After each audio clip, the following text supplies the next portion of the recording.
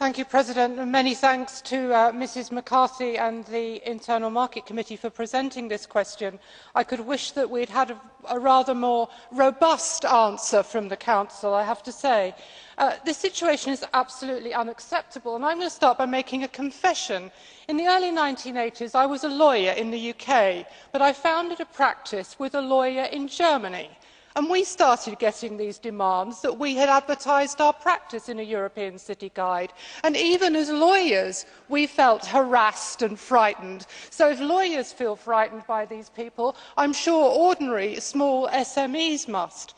But the oddity of this is that EU law ought to be able to provide an answer.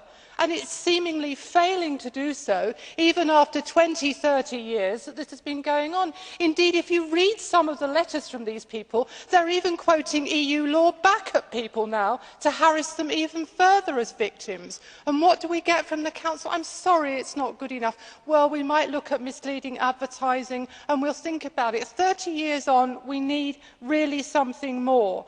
What are people meant to do? We need a thoroughgoing debate about whether we should redefine who and what is a consumer. We tried to raise it during the discussions on contract law. We need to go further and deeper if we are going to deal with this problem.